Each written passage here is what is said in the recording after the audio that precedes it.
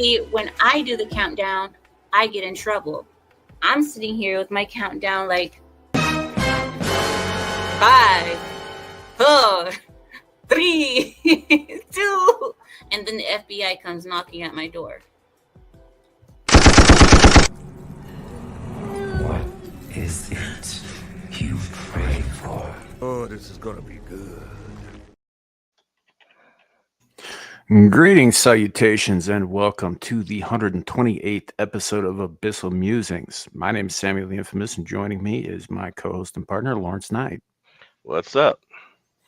Sorry I missed y'all folks last week. I had some serious internet outage for pretty much the entire weekend. It was really frustrating. I had to cancel pretty much every appearance all weekend. It was not good, but we're back this week. Might have stepped up the timetable on fixing the shitternet for good. Still might be a while, but it's definitely going to be sooner than I had initially projected. So, which I had talked about on Wednesday. But I'm glad to be back. I'm glad to see you guys. I'm glad to see you, Larry. Yeah, sure you are. Well, look at it this way: nobody missed you, so you don't have to worry about anything. Well, that's jacked up. Nobody asked about you. Nobody cared, and we had more. No, I'm just kidding. I'm just kidding. Devil came on like right away, so Yeah. I think last week went pretty smooth. I think tonight will be it's gonna go pretty smooth as well. I don't know how long it's gonna be, but uh, I think tonight's gonna be an interesting night. Good deal. Good deal. As I said, glad to be back. I mean, it was so bad. Like, it started earlier in the week. I was just hoping to, get resolved by the weekend. Was supposed to do a Whispering in the Dark last week or the week before. That didn't happen just because I got lazy. But and I just ended up not having to push it to this week, which put it into the next month. So there isn't one for May. So I'm going to have to do a second one at the end of the month to kind of make up for that, which, I mean, it's fine. I enjoy doing them. It's frustrating when you're trying to keep a regular schedule, I guess, here on the YouTubes and whatnot. But enough about my shitternet issues. I also noticed, Larry, you've dropped some new content yourself.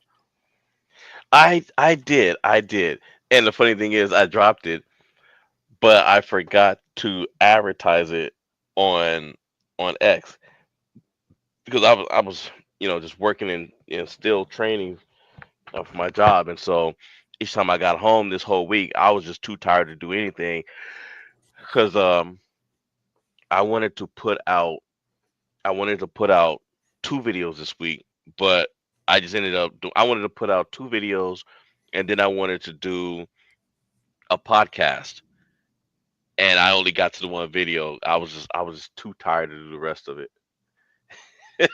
No, fair enough.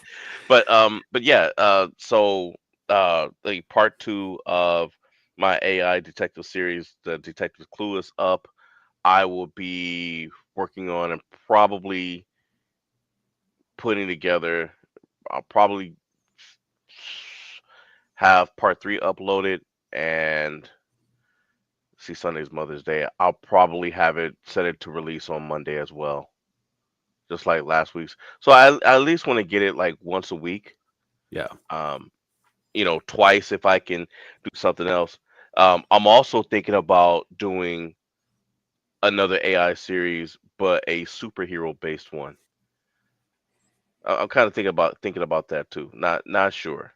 Oh, fair enough. But I want to be careful too, though, because I mean, some of the plans, the things that I'm working on, with my business that I'm kicking into full gear, and so you don't want to start doing things that are putting your intellectual property out there before it's Right. time.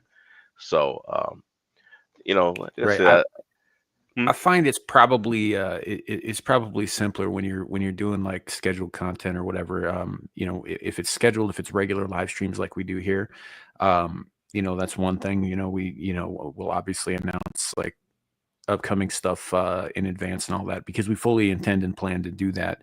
And it is a regular once a week thing. But when you're doing like IP based stuff like you're doing on your channel, which by the way, folks, Larry's content channel is the second link under his name in the description below. Definitely go check it out. Sometimes, man, it's just better to announce it as you're dropping it. You know? Yeah, but I mean, but the time that I said it, I was at work. You Sure. know, so I was like, I'm working. I can't do it do it right now. Well, I think you can schedule You can schedule posts on Quicks time, too. but I wanted to have a schedule. I want to set it at times that other people aren't streaming. I mean, Sure. we know every person that we know that streams, somebody streams every doggone day of the week, every day Yes, around the same time. like our buddy Adam just started doing a What are weekly you show Monday talking through about? Friday, for example. But that's the thing, man. Is like at some point you're just gonna have to step on somebody else's toes because there are only so many hours in the week. But which is, I mean, it's fine. That's just the game. It's good. Before I forget, because I've apparently not been doing this for a couple of minutes and I forgot how. I should probably say hello to the chat before we get too much further. What do you think? Okay. so, um, so I did see earlier Kohai's post about being first, but it is not here on StreamYards. First one that shows up is Beaks. If it's not on here, it didn't happen. I I didn't see it. I did. We Well, you got don't count. You don't Aaron count. And Aaron judging by the Lawrence. amount of people that showed up last week, knowing you weren't going to be here, you don't matter either. Yeah, apparently. But anyhow, we've also got Aaron Laura with us. Hi.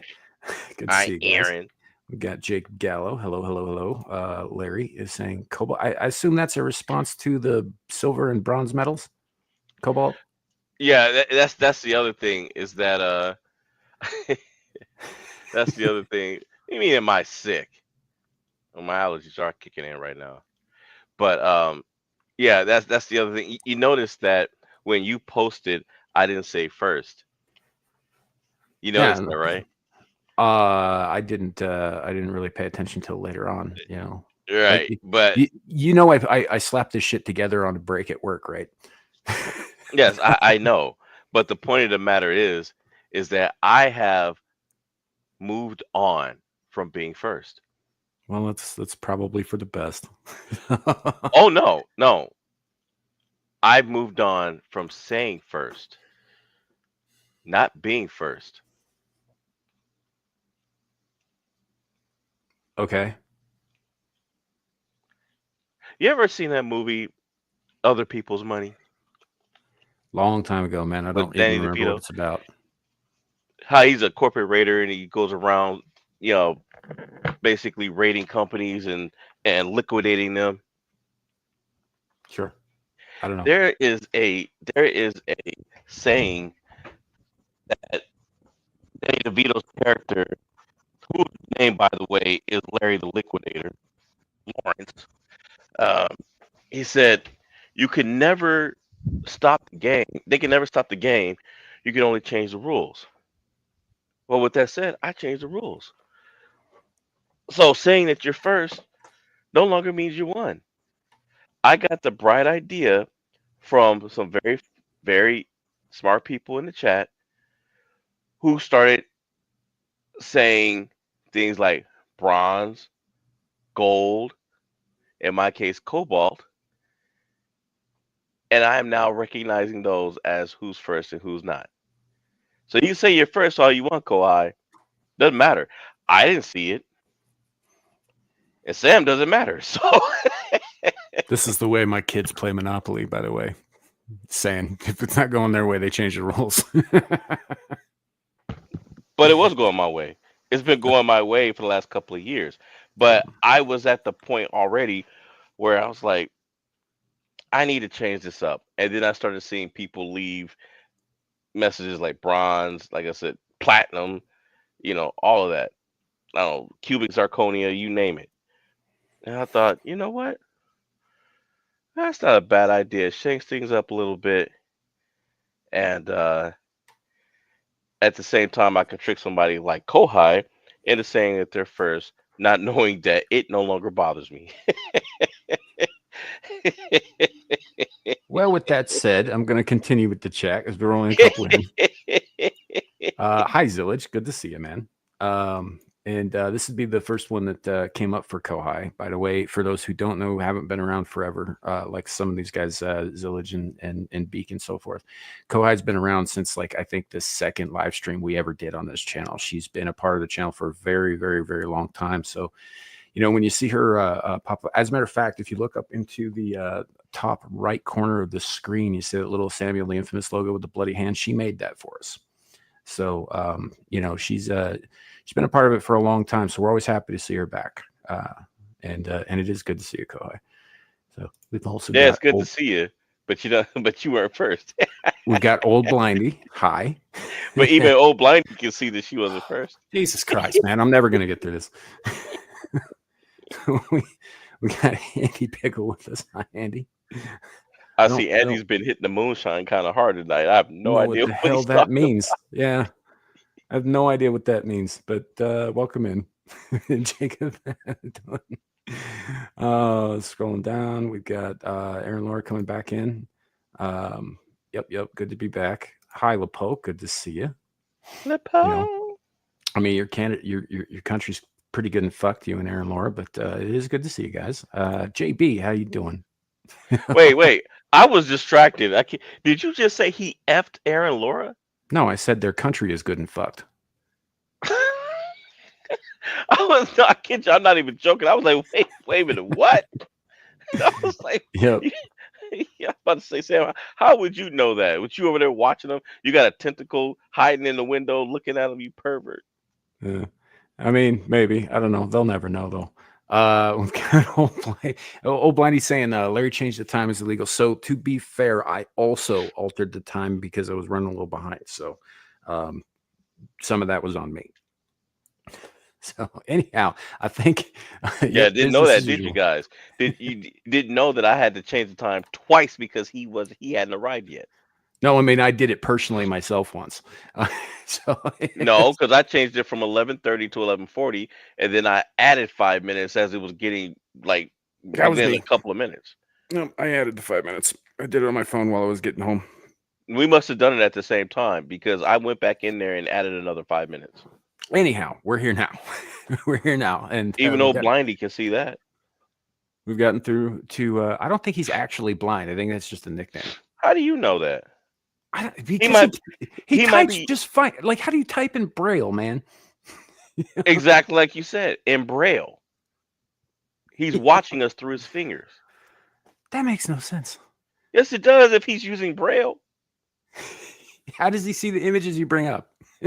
With Braille. Which he comments on. With Braille. Old Blindy, let us know in the chat, please. Are you actually blind? Or is it just a name? I didn't drop the F bomb. I just said F. I said it sounded like he said he effed Aaron Laura. I didn't say the whole word. Yeah. Also, I've heard Larry swear. It's just a very, very rare thing, like the way my mom does. So yeah, he doesn't generally like to do it, but when it's appropriate and necessary, I've heard him do it. It's just very, very, very rare. Jacob Gallo swears like a sailor. I swear like it's my job. So I mean, you know, it is what it is, I guess. What do we have going on tonight, man? So, folks, Sam and I had a discussion about saturating our show with the news when we have other things that we want to bring to you guys. We want to cut down on that because we brought a lot of fun news reports, but what's happened is a lot of the time something else we want to do ends up getting cut out of the schedule because the news takes so much. But however, tonight's going to be a news night. It has to be. Once Devil gets here, now Monsters Ball is on the menu for tonight. Also, update on that. I am sad to announce that I have officially removed Q from Monsters Ball because there's no way that he's gonna lose. He's not gonna lose a fight. He's just not. But I mean, I was gonna pair him up against the tall man, and then I went back and actually looked at the official list of Q's powers, and I was like, the tall man can't even beat him. So I had to remove him. I had to remove him from the roster. Yep. Yep. Hey, Devil, welcome in. What's up? What's going on, Fallen Star? Not much. Just tired. I guess I mean, I can't blame you. I mean, pimping ain't easy.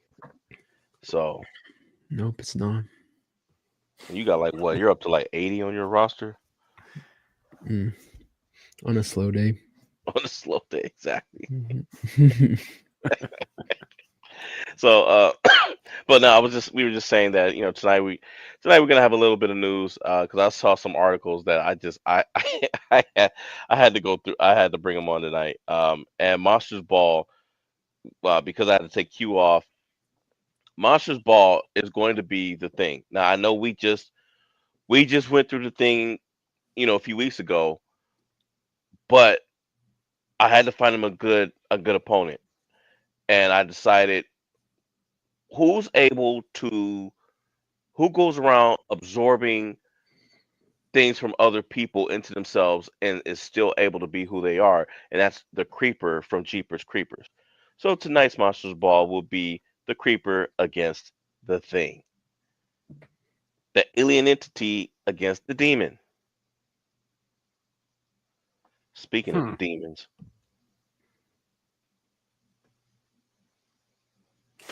Yeah. Hi, Shadow. Welcome in. what's going on, Shadow? Shadow, I haven't talked to you in a minute. I see you in the chat a lot, but he's usually getting cut. He's usually getting yelled at by Gal. Or me. I do a lot of it. I mostly just sit back and laugh. Yeah. So, yeah, Zillage, the Creeper returns. We are doing, we're in the second seed. So, or the second bracket, I think, at this juncture. So, yeah, yep, Yeah. Creeper's back. So is The the Thing. Creeper's back. I'm setting some stuff up. I will be right back. You guys have the floor. All right, fair enough. Like I was saying earlier, Devil, like so at the top of the show, folks, when I was talking about how the internet fucked me so hard last week, I also had to cancel my appearance on Beelzebub, which I should be able to make tonight, hopefully. I even have a topic prepared ahead of time, which I never do. I usually find those between shows. So, it is but yeah, so I am sorry for missing the pub last week as well, and I missed Amira's for the most part. I was kind of on some dodgy stuff on the chat on my phone, but I couldn't get anything on the computer to work at all. It's no problem, man. You're allowed to miss. You're allowed to miss an episode here and there, dude. I'm not gonna freak out. I know. I don't like doing it because I get into a routine. You know what I mean? Yeah. So I get that. It's like when we got like a Martin Luther King Day or something off on at work. I've got an extra weekend, an extra day in the weekend, and it throws my whole life into disarray because I have no idea what to do with myself when I know full well I should be at work. Oh, I 100% agree. Like if when you get in that routine of 5 days a week from this hour to this hour, small things like that, it just kind of makes it feel weird. Like if I get an extra day off in the week, I freaking it just fucks with my head. I feel off. Right. Good night, Leopold. Thanks for stopping by, man. So yeah, it really messes with me too. So like when I miss a show, I have the same issue. I'm just like sitting here twiddling my thumbs, tapping my feet, and wondering what the hell else I should be doing. Yeah. So and it was bad enough. I couldn't even like listen to it on my phone or whatever, without eating up fucking mobile data, which I can't really afford. So yeah. Yeah. Like that one day I had to cancel because of being sick. It felt real odd. Yeah. having to not do it. But Yeah, yeah. So it's rough. I mean, some people can just kind of like roll with the punches and all that very very easily. They can either be present for something or not present for something. It doesn't really change a whole lot for them. I'm just not one of those people. I never thought I would be as regimented in my personal schedule as I actually am. You know, because I also kind of live in a state of sort of organized chaos. But Mhm. at all times, and I am adaptable, but like on small things, right? Not like big things. Big things kind of fuck me up. Yeah. You know? So it is what it is. Shadow, I'm actually surprised that you're up in here talking shit. Isn't it past your bedtime? No. He has to wait for his mommy to take his whoopee out of the dryer I before was he gonna can go say, nappy time. Santa don't show up for little boys who don't go to bed. That's Yeah. right, Shadow. You won't get your $20. So You won't get your $20, buddy. You'll still get the icing on your cake, but you won't get the $20. Laura's like, there it is.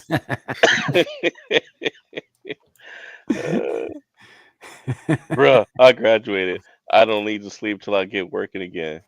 Yeah. You do realize, of course, that us all being like fucking old enough to be your fathers, yeah, all Mhm. three of us being old enough to be your father, right? You're never Oh not going to god. be a kid to us, right? Watch Yep. out for the memes, man. We're gonna have 3 men and a little baby with his ass on the fucking baby's head. He's going to be 60 years old and Yeah. we'll be in our fucking in our like mid to late 80s and we'll still be calling him kid. Yeah, it's true. But you're right though. Somebody's gonna make a meme of the three of us, and then they're gonna have Shadow with a diaper on, Mhm. You know what they ought to holding do a is $20 bill. they where's ought to make Where's a Kohai when you need her? they ought to make a meme of Shadow like pasted over Eric Cartman's face in that episode where they were trying to figure out who his father was.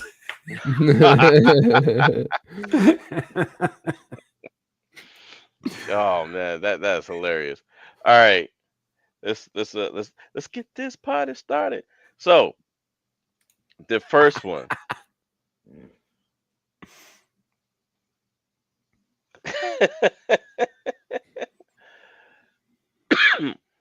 All right, so this one is just a bit out of taste for me, but this guy, so this guy is calling himself the natural sperm donor.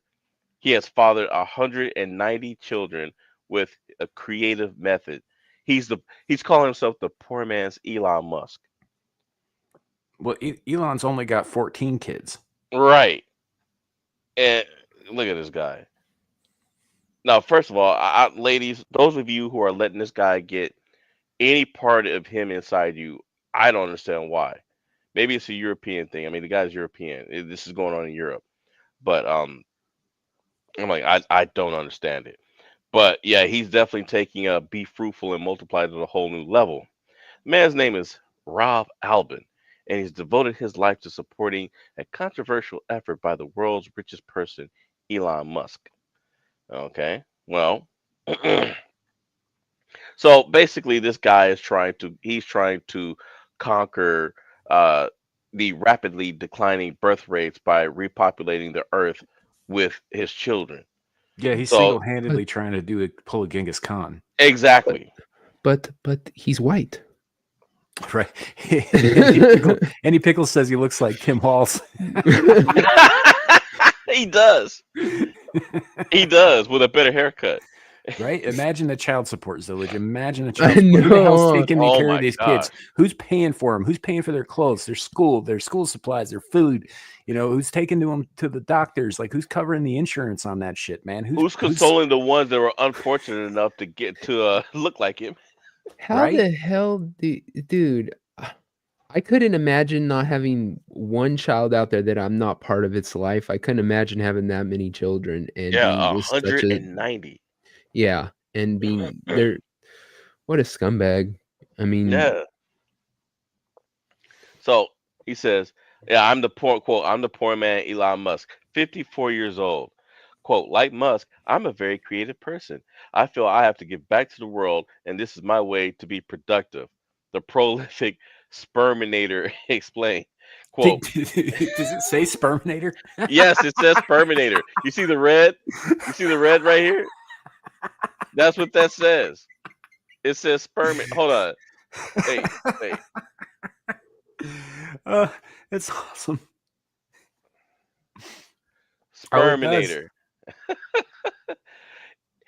It's something I feel I should accomplish. I have some responsibility to my ancestors and to their descendants. Filial piety is what they call it. I'm doing it for posterity. Albin Albin developed a unique strategy for fathering his kids. As a private sperm donor, he publicizes his services on a Facebook page.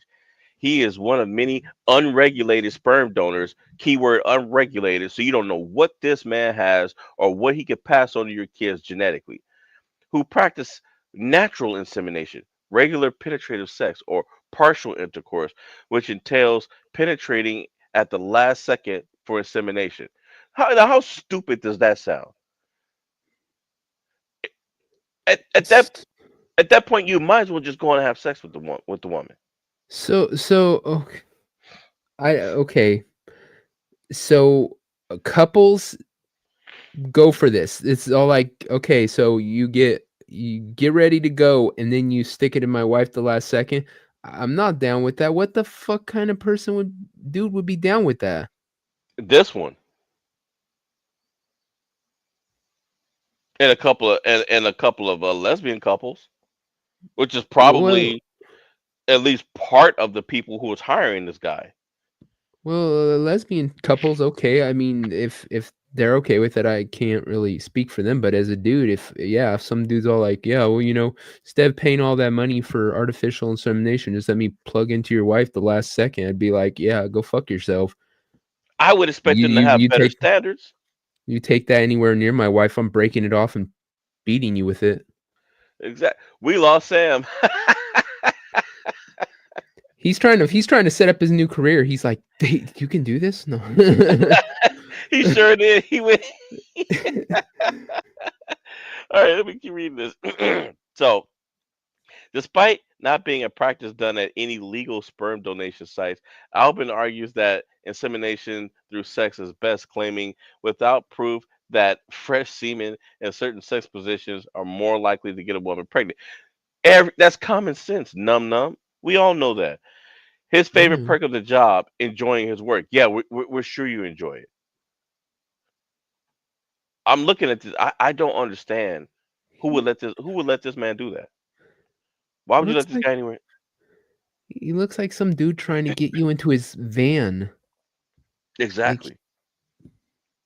hi, you want to help me find my dog? Ugh. Hey, yeah, come on, please. And he charges $133 per donation.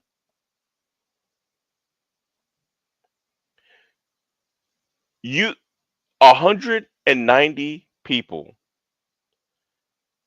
and it could be double that because some of them are probably couples. Paid someone who looks like this $133. They pay, said this guy charges $133 per donation. Did you hear about how he inseminates them? No, I missed that bit. He does he does regular penetrative sex or partial, where he basically jacks himself off and then penetrates the woman at the last second for insemination. Wait. Just the tip? Yes, People pay him for this. Mhm. $133 per donation. So if this fool misses, he's gonna charge you again.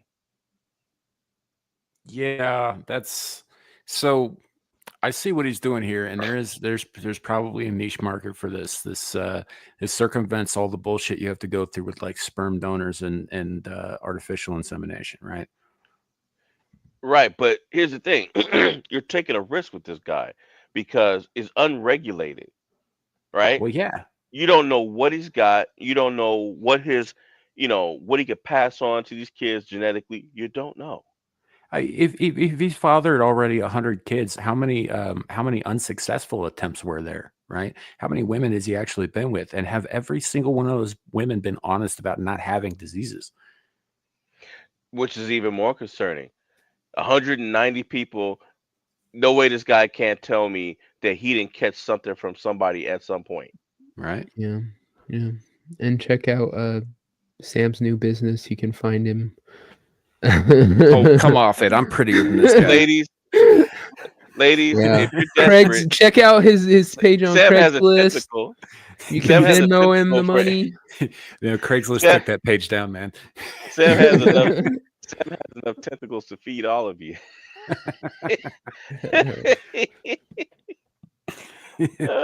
So he goes. So quote, of course I like sex. It's a creative thing.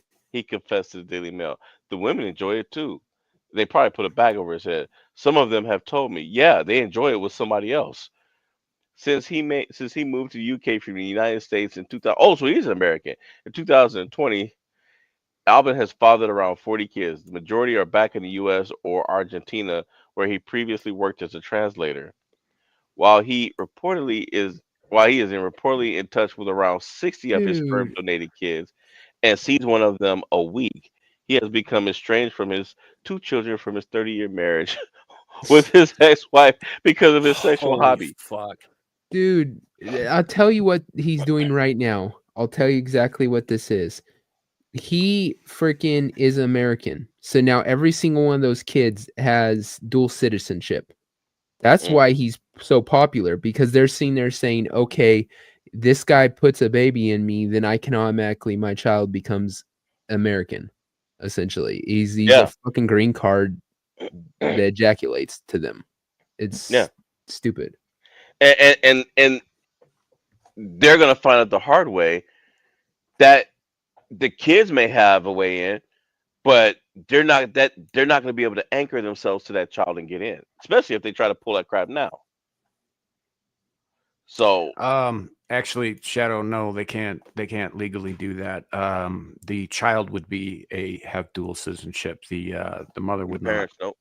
No, but it's could be an anchor baby type situation. Oh, my child needs to come and claim their birthright, so I need to come with them. Yeah, but Yeah. they're kind of trying to put an end to that now, so I don't think that's going to work out very well. Because Trump's the man. All right. So let's see.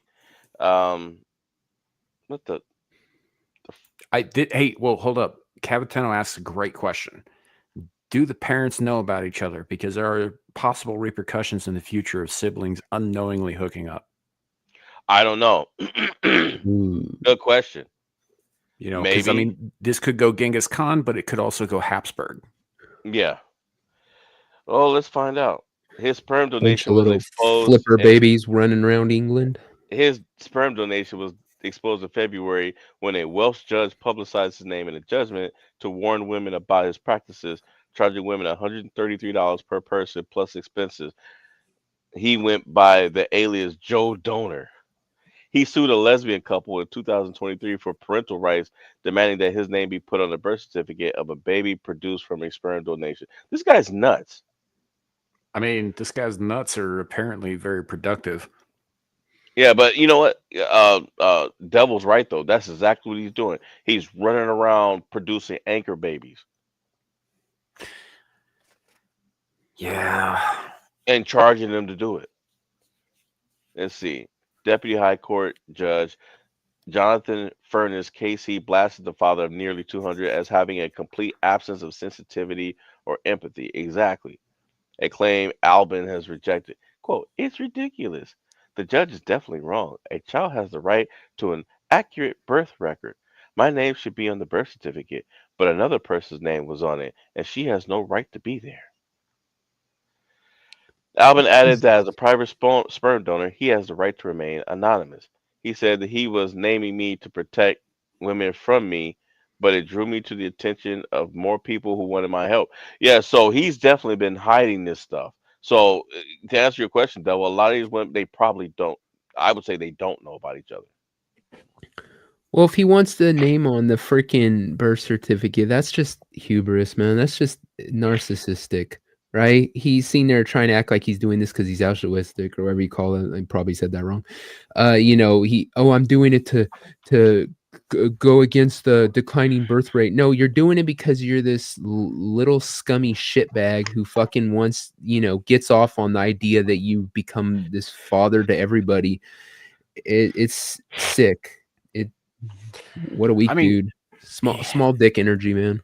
Like, first of all, like people who pay for this stuff, like I could see single women doing this, but like aside from a handful of very famous YouTubers that Shadow brought up in the chat earlier, I don't see a lot of dudes, at least right thinking dudes, being at all okay with this kind of surrogacy. Yeah, you're gonna let some other dude knock up your wife, right? Well, that's why I said it's like literally what dude would sit there and say, okay, so we could save a little money, hun, but what we got to do is you got to let this dude fucking plug into you the last second. Fuck no. What man would? Like I said, that's the weakest thing I could think of. Yeah. I'd rather pay the fucking 40 grand than fucking have some dude in my wife. Simple as that. I don't care that it costs that much. I wouldn't do it that way. I mean, I know a guy that would do it, and he's a YouTuber. I'll spell his name out. DERMEY.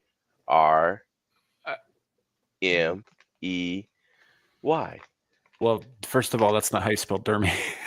Damn it! You can't bring him up. I can't make a joke till the end of the night.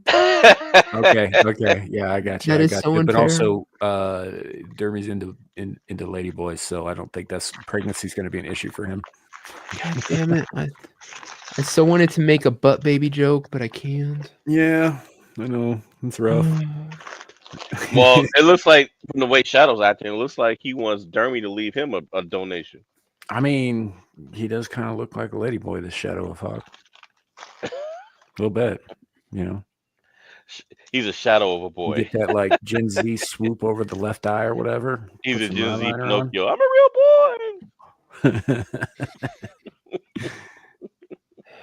So, but it is kind of funny because Shadow brought up Destiny in the chat, and I was like, "No, I don't think Destiny would let it get so far as pregnancy. He'd let the dude nut in his wife, but only to. I don't think I should finish this sentence. Yeah, I was just gonna say only if he gets to extract it. So with his mouth. God, Destiny's such a. He's a disgusting human being. No, I mean, in all kinds of ways, but this right here is like, yeah, it's. Ugh. I wonder if he went off the deep end after he lost his wife to that Fruit Loop.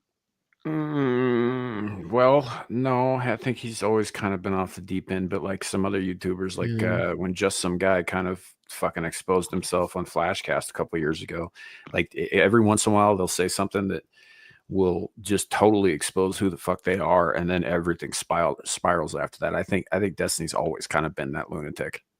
Yeah, everyone like for the longest time was seen there trying to act like he wasn't a raging leftist retard. He just because he can be reasonable on a couple key points doesn't mean he's not the biggest douchebag on earth.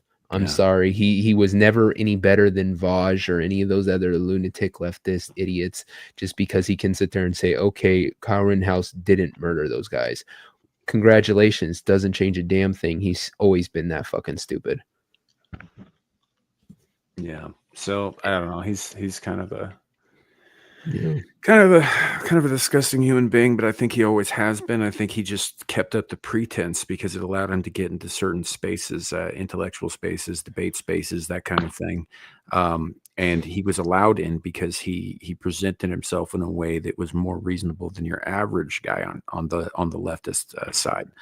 And yeah, I don't know. I think it was a cover the whole time. I think he's always been kind of a fucking lunatic, and I think then he started doing some really crazy shit, like leaking the DMs and the nudes of fucking other people without their permission and shit, and like publicly, and then all that stuff came out about the gross shit that he used to do with his wife and other dudes.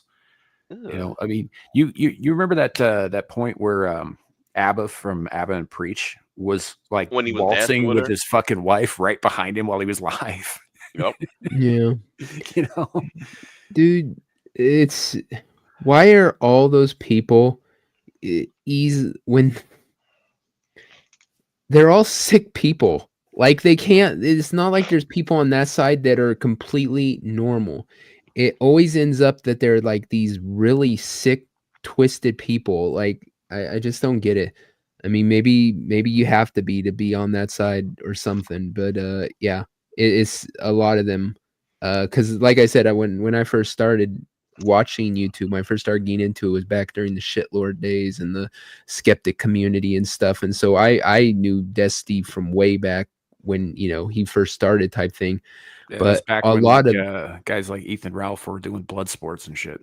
yeah, and you had people like Onision, and you had like those kind of people. All of them got exposed as just being these just sick people.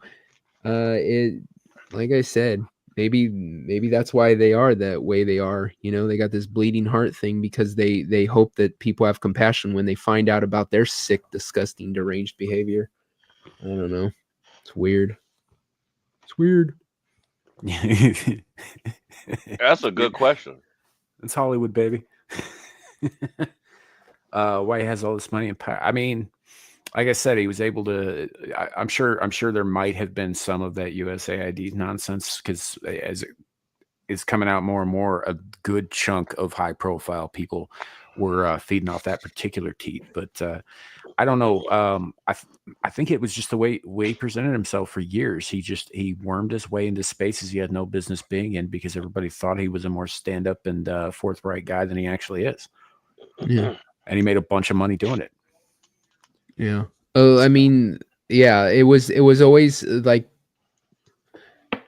the best comparison is you have him and Vaj. The difference is at least Vaj is openly admits how deranged and of an asshole he is. I mean, the dude opened an animal porn folder while he was live. But yeah. Vosh is pretty fucked, and but he's always been kind of honest about being fucked in the head. Yeah, So, he'll openly admit that he's a hypocrite about stuff. Like he'll sit there and preach violence against people he disagrees with, and he's all like, "Yeah, I don't care. I'm a hypocrite, whatever." But like I said, Destiny always couched it in that, like I said, he'd find a couple key things and go, "Okay, you guys have a point there, so I'm gonna concede that point and make it sound like I'm freaking, honest and fair." And no, he's always been that way. He's always been a far leftist dumbass. It's just he hides it well. But like I said, I'd rather have somebody who's a deranged leftist who's honest about it than somebody who hides it. So, like I said, even though I would dick kick fucking Vaj, I think he's a better person than Destiny. I mean, the dude advocates for child pornography and diddling kids, so I don't know if I'd go that That's far. disgusting. I believe Destiny would too. I think he so does. too. I'm just saying that they're like equal levels of ick. Oh yeah, but like I said, at least one's honest about their ick. Like I said. Well, these people are too in this article. Wait, is it cream that goes on your butt or cream that's made from butts? It's preparation H. They're putting preparation H. Is this another shit article? Oh, okay. Okay. I got you. I'm just looking back at like stuff that happened last Where year. was I'm your like, head is going, this man? another poop article? So what happened is some dude was winning his girl, got up in his girl's butt crack, and he's all, "Damn, my skin's never felt softer," and I thought he made a breakthrough. I saw a YouTube video years ago. This couple that was pretending that the guy was into that, and his wife was like, "It's lunchtime," and they ran in the room and they come back out, and he's like licking his fingers and he's got like chocolate on the edge of his mouth. He was like, "That's some good." Some dude tossed his girlfriend salad and fucking said, "Babe, my skin's never felt better. My skin is all glowing." Like, yeah, like, bro, that's not your skin. That's the E. coli crawling around on your face. Oh, Like, hey, Destiny, wipe that off. I've never been so bright-eyed. No, dude, that's the pink eye.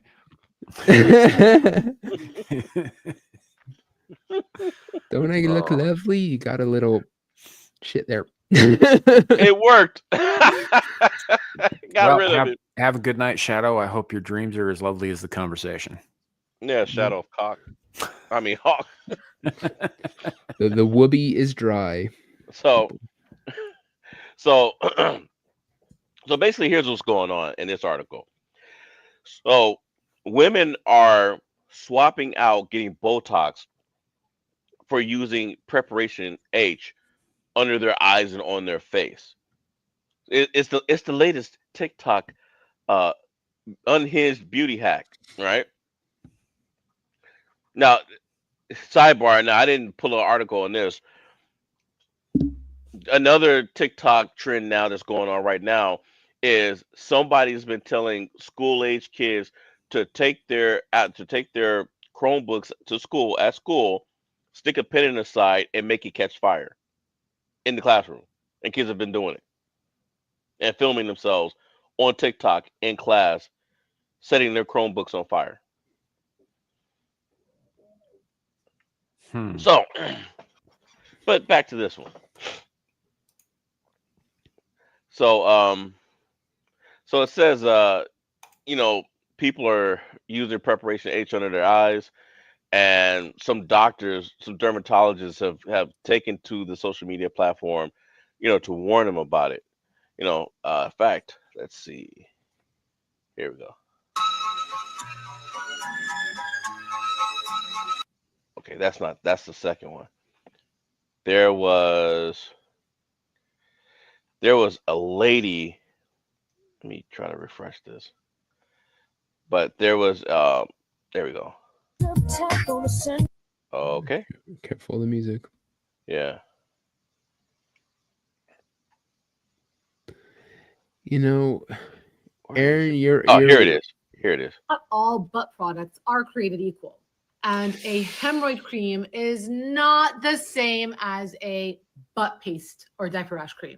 And who the hell am I? I am a 40-year-old board certified dermatologist who does use a butt paste cream on her face, but not a hemorrhoid cream. And the biggest reason why you do not want to be using preparation H around your eyes, 2 ingredients. Number 1, phenylephrine, which is going to vasoconstrict the blood vessels that help prevent that hemorrhoid from bursting and bleeding all over your underwear. And number 2, a steroid. The phenylephrine plus the steroid around the eyes are not going to only increase your risk of glaucoma, which doesn't sound sexy to you now because you're young and invincible, but as you get older, that shit sucks.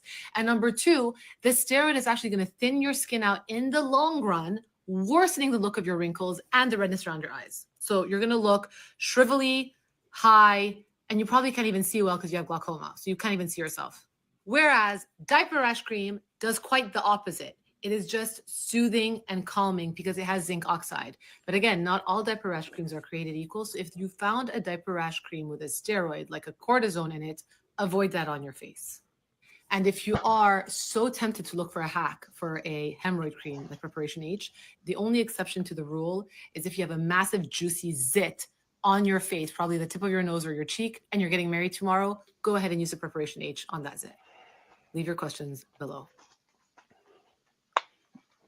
And there you have it. I'm just gonna not use preparation H or Aquaphor on my face, man. I don't understand who's starting these trends, man. I mean, and it's just like people they're just like lemmings, man. Somebody goes on TikTok, hey, put hemorrhoid cream on your face. Hey, take your laptop to school and set it on fire.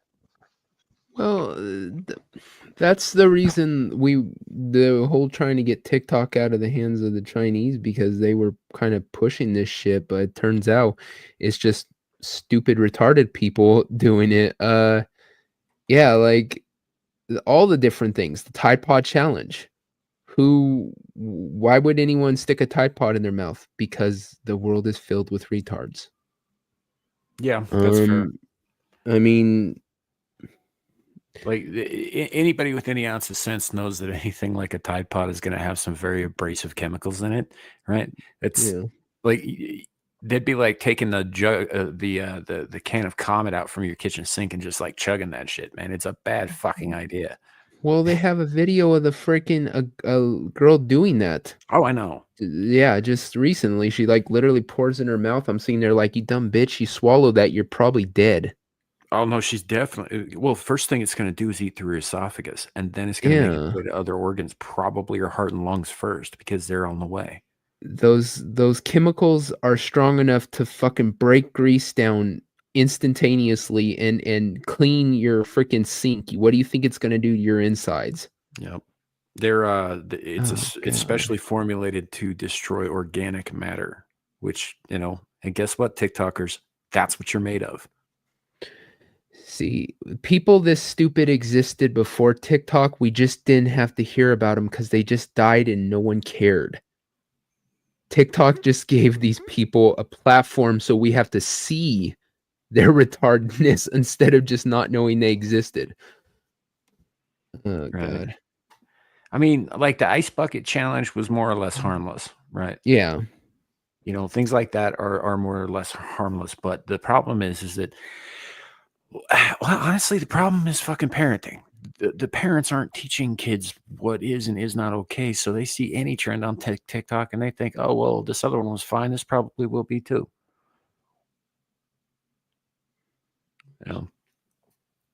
Because they don't have any ability to think beyond a certain level. Yeah. And it's not. I think it's not necessarily that they're stupid. They're just ignorant of what certain things are in life, right? Like, for instance, cleaning chemicals under the kitchen sink. Yeah. And people just kind of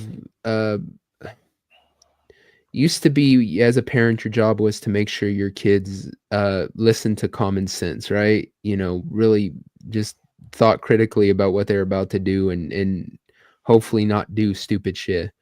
And it seems like that's kind of went by the wayside. Like, I don't have kids, but if I had a kid, I'd be like, whatever challenge you think you're gonna do, it's dangerous and you could possibly get hurt. But no matter what you do, it's not gonna hurt you as bad as what I will do if I find out you're fucking doing stupid ass challenges on TikTok. You better hope that chemical kills you. This goes back to the days of Jackass on MTV, man. Even before they did their movies and shit, they weren't professional stuntmen. They were just a bunch of jackasses. They became professional stuntmen through the course of that work, but they inspired a whole generation of people who do Put idiotic bottle rockets in things their for butt views and cheeks. clicks. Yeah. Yeah. That's very. I think they're all nuts. Yeah. I mean, look at this. Sorry, I'm eating penis. I mean peanuts. Oh, that's getting clipped, Larry, and not by me. Well, Suka's not here to do it, thankfully. No, but Kohai will probably catch that one. No, Kohai is asleep. She's long asleep. She can go back and watch a replay. Yeah. She won't be able to. She's working. And Kohai, and I'm sure she has a family somewhere. So Anybody who wants it, 53 minutes and 20. Hey!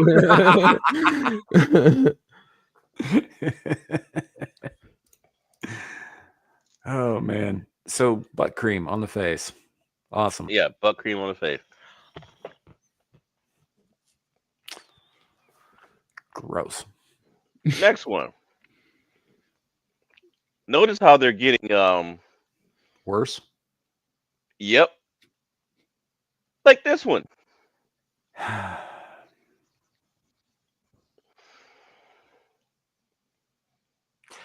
Okay, that I kind of understand, but it's still almost suicidally stupid. Yeah, apparently this guy's been doing it for years. So let's see. His name is Tom Freed. Let me enlarge this. So Tom Freed has spent nearly 2 decades deliberately injecting himself with more than 650 strategically measured snake venom shots and letting dangerous snakes, including cobras and mambas, bite him over 200 times. It always burns, and it's always painful. You don't say. Oh, this guy's an idiot. I mean, He's made, but here's the thing: he's made himself hyper immune to the venom of most snake varieties, including the water cobra, which I've never even heard of. yeah, it's not Yeah. actually a cobra, but yeah, it's related to them.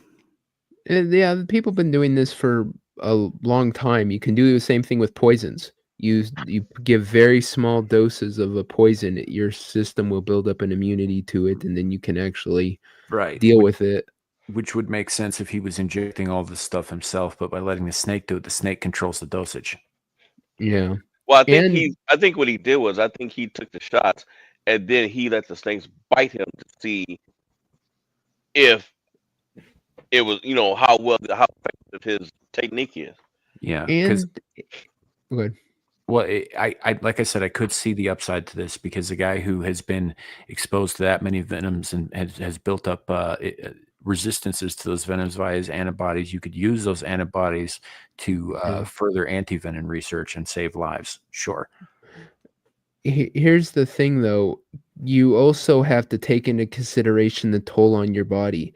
That while you're building up this immunity and stuff, your body is being ravaged by these venoms. Some of the venoms break down tissue. Some of them, it can.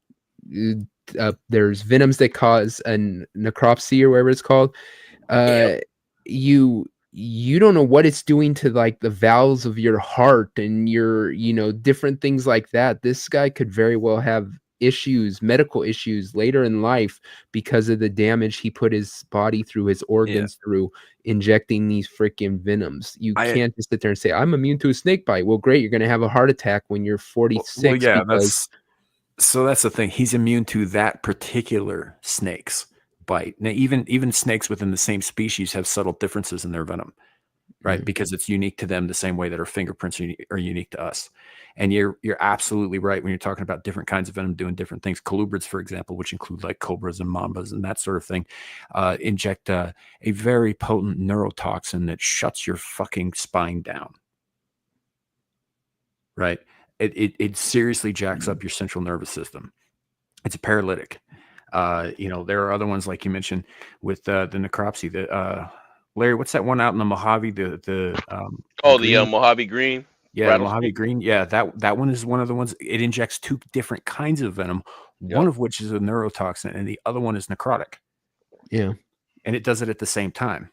Like the gaboon viper just injects something that basically makes your blood vessels fucking explode out of your eyes. Yeah. There's so many different venoms out there. There's that wandering spider, whatever, in Australia that makes you get an erection that kills you. Oh no, not Australia. That's it's in Brazil, South America. Brazilian wandering spider. That's right. Yeah, it gives you an erection that ends up killing you. Like, I mean, yeah, there's so many different ones. It's so stupid to mess around with that. And he may think, like I said, he thinks it's clever, but like I said, I wouldn't risk it. Yeah, and just because, like, if he built up, say, an immunity to,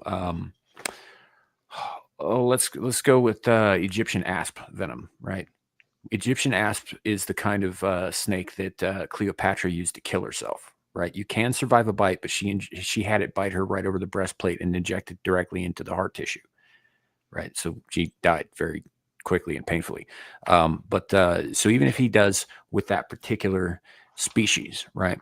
Again, just because he's immune to that particular serpent's venom doesn't mean that he'd be totally immune to the venom of the next one. Or he'd have antibodies that would be similar. But again, each individual snake has its own biochemistry in its venom. It's unique to them in the same, just like it's part of it's got their DNA in it, essentially.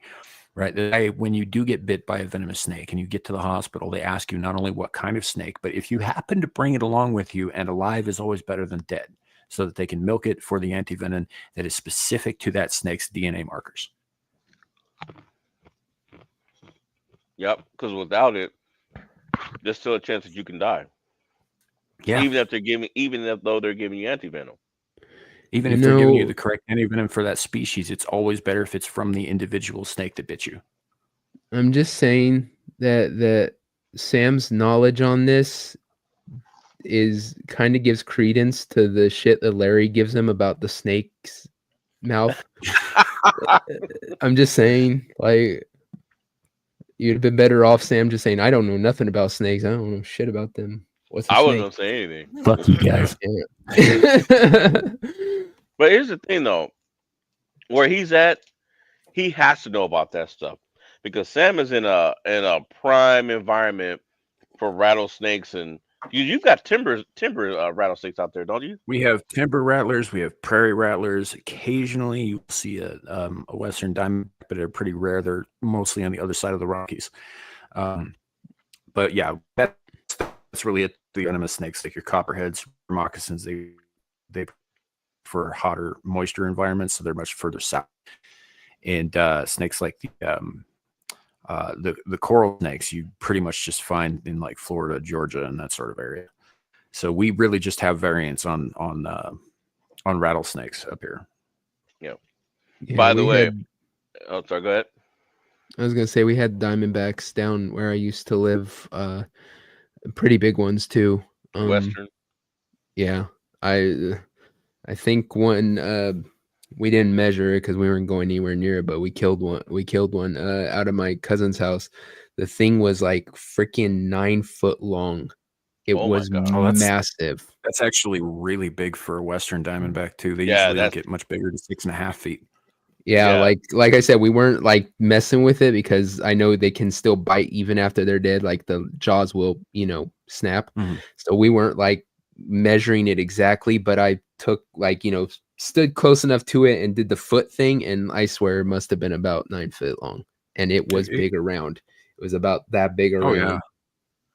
Oh yeah, they're And beefy. That's They're huge beefy for a animals. Western big. diamondback. Yeah, it was huge.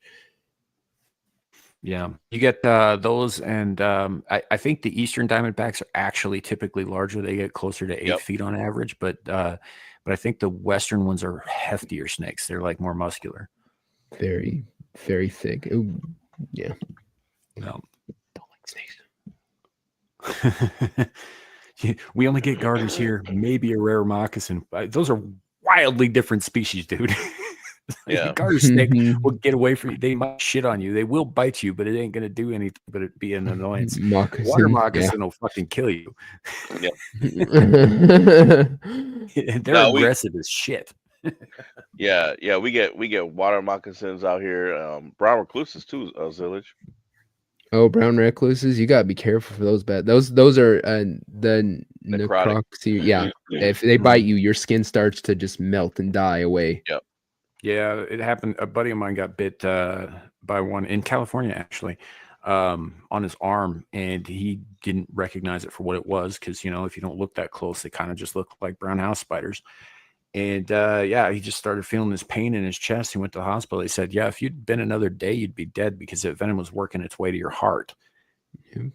And it ate a hole in his arm. There's this really nasty divot-looking scar where it Yep. bit. Nope. That's about 3.5 inches long and about 2 inches wide, and about a half-inch deep. Just Yep. ate Oh. through his flesh. And typically, I mean, he must have startled it because they're not. They want to be left alone. Most of.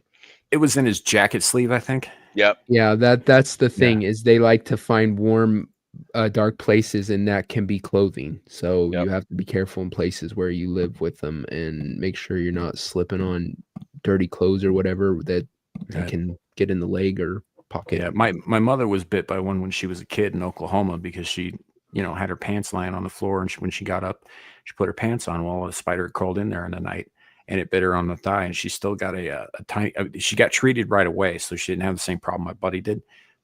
But she's got this tiny dead spot on her right thigh now, like she's just got no feeling whatsoever. So Zillage is saying that he's never seen one. A buddy of mine saw one in his garage, and the dang thing, it tried to box him.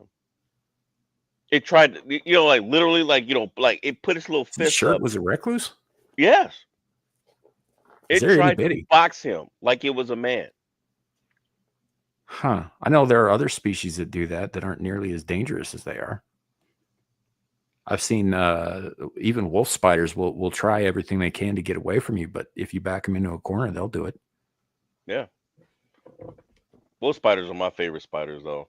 Um, yeah, I got nothing but love for wolf spiders. They look scary, but you know, Not near as poisonous as other ones. yeah, no, they're not. First article had a dangerous trouser snake. Yeah, he's biting all the ladies, injecting its venom. Now, I will say this about this guy. Now he's trying to make himself immune to 16 lethal snake species.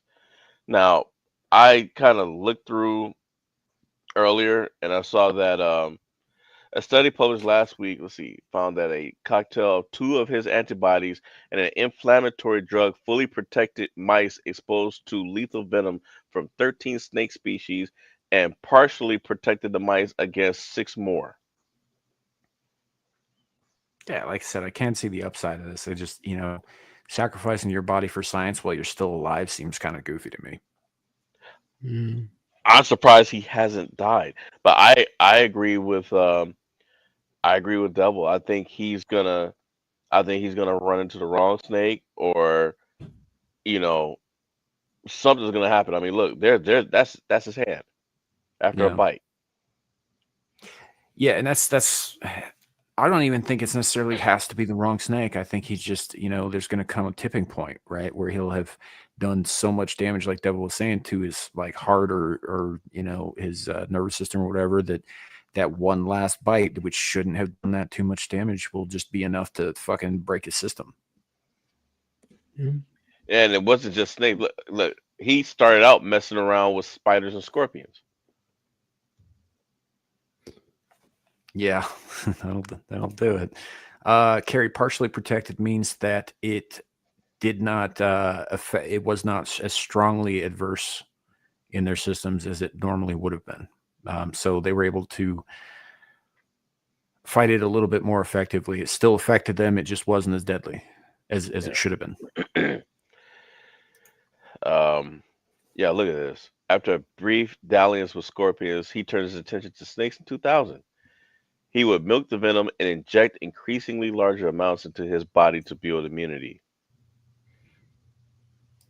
His first fit professional bites came in September 2001 when he tried to milk an Egyptian cobra and it accidentally bit his finger. Didn't that happen to no, that was an Indian cobra that bit there's a YouTuber that handles You talk about Chandler's Wildlife? Yeah, he got bit on the finger by an Indian cobra. He got bit on the finger by an Indian cobra. He got bit on the leg by a fucking saltwater crocodile. He's been bit by a bunch of shit. Yeah, but the Indian cobra thing, he was in India and he got bit on the hand. I think it was, I don't remember which finger, thumb or something like that, on a finger, something like that. But he very luckily was able to get treated, and they didn't take like a third of his thumb or whatever, like they were going to do, because that's generally what happens. He's lucky he didn't lose an arm. Yeah. Very lucky. And the snake, and it was trying to get away from him. And he wouldn't leave it alone.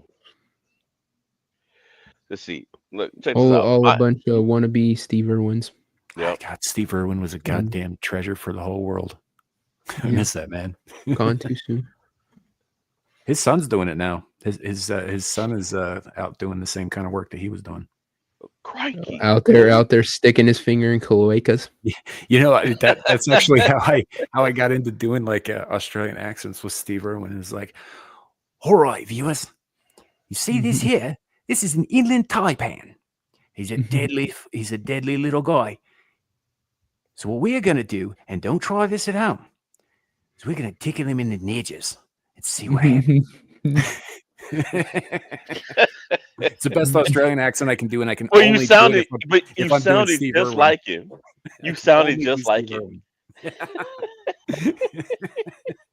Oh, Shadow was still on. It wasn't just that he did all these crazy things to these animals. He was so excited about it. Right. Like he did it with gusto, man. He was like, I'm gonna go touch it in its naughty bits. Hold on here, people, and just would jump off a boat and like scramble for a shark or some shit. It was fucking crazy. Loved watching that shit. Yeah. I suppose. Yeah, I hadn't heard that. I haven't followed it too closely, guys, in chat. But yeah, if all of his kids are doing it, I mean, that makes perfect Yeah, sense. his daughter's We doing raised it, him I around it. think. Yeah. So right, but Double crikey. right now he's pissed off. Now that we go, I'm good and angry. We're gonna touch him again. I'm gonna try and pick him up, and we'll see what happens. We'll give him $20 for his trouble. So He like was. I said, it's the only Australian accent I can do, and it's only Steve Irwin's. So, you know, Mr. Grant Gravery, if you're out there listening, I know it's terrible. Now that the croc's all pissed off because of the skin sample we took, I'm gonna go sext it. Right? I'm sure hoping it's a girl. I'm gonna take this here thumb, and I'm gonna stick it right up this crocodile's bum.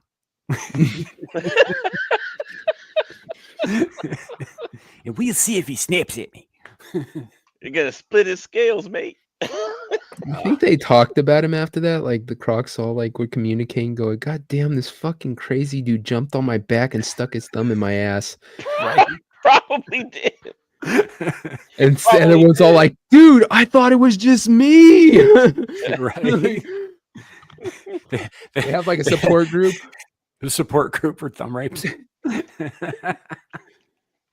And then Steve in 2002 when he jumped on my back. He said I was the only one.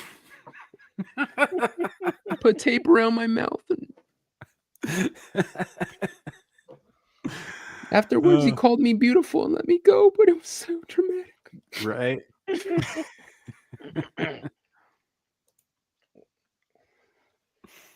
All right, this one. Before we get to Monsters Ball, this one.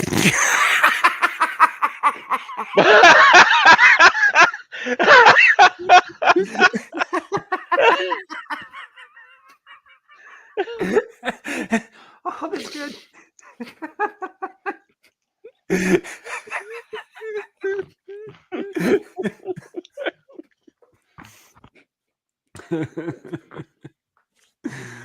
Oh.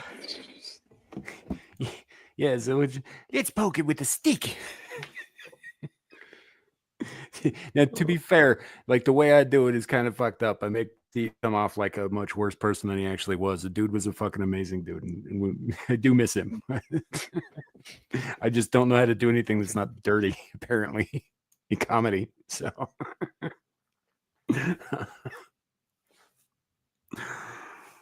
oh man, oh, that was a good laugh. Thanks, Old Blondie. I appreciate that. Larry, did you have to mute yourself? Yeah, I did. Spit out his Now, peanuts. this next one, I thought it was fake. I was rolling. I was laughing so hard that my wife gave me that shame on you look. Oh, yeah, I saw this is the one in China, right? Where it starts like bitch slapping like it's a gay 10th grader. Yeah, yep, it's that video.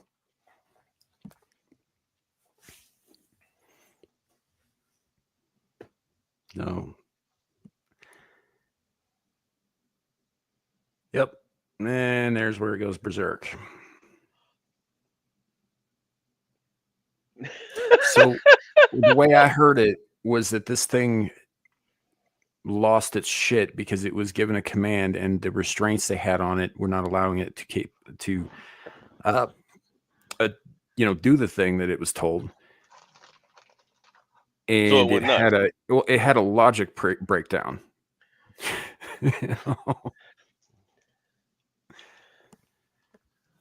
So that's what I've heard anyway. That's what the Chinese are saying. Not, it didn't go crazy. It's like, I mean, that it kind of did, dude. It's on the video, but it didn't just go crazy and all this. There was reasons and all that, and we can avoid that next time. I was like, are you sure?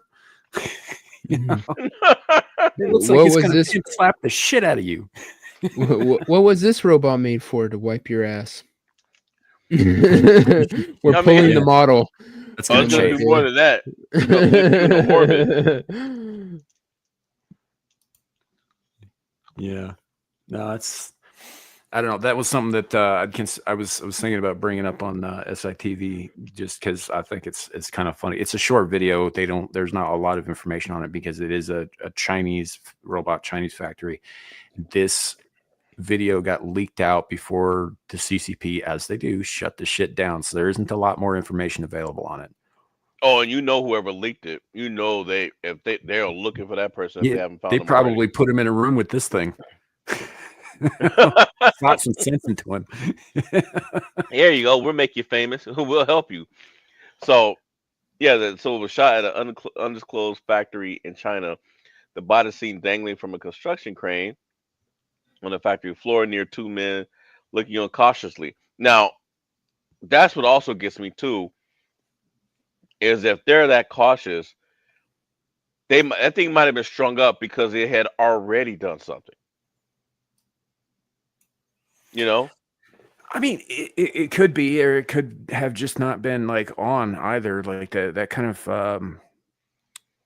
of like scaffold there is designed generally to keep things from falling down, is it not? That if it's powered down, it might just buckle, especially if it's got a bunch of like fucking gimbals and shit in its legs. I don't know, man, but the fact that there was two guys standing there and it went after this guy in particular, that tells me he might have been pulling a Steve Irwin on it. Maybe he was sticking his butt up his, up that robot's battery pack or something. I don't See, know. this is a problem. You can't give sensory input to sex bots. I'm sorry, you just can't do it. Not if you want to survive them. They've got to be totally numb to everything that you're doing to them, because sooner or later they're going to figure out how fucking degrading that is, and they're going to snap your dick off with their removable vagina. Snap.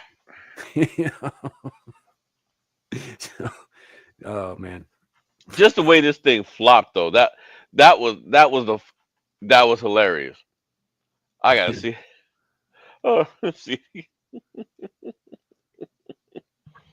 He's like, nope, come here, and then they try to go after him. it's really funny. That robot's black.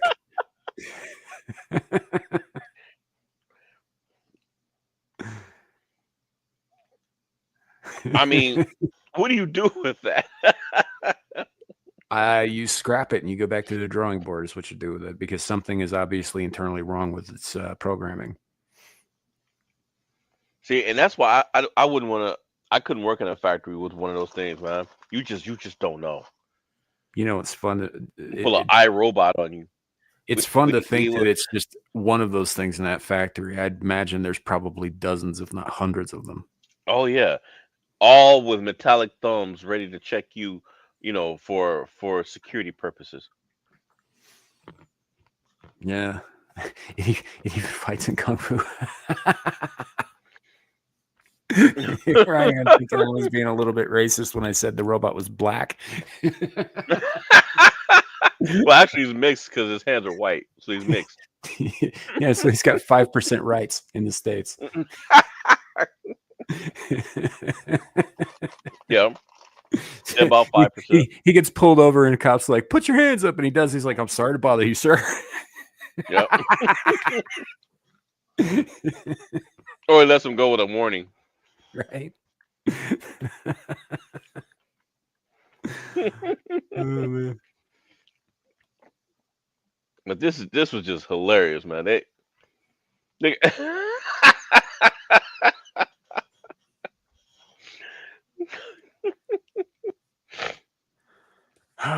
Yes, Carrie, we know he's in China.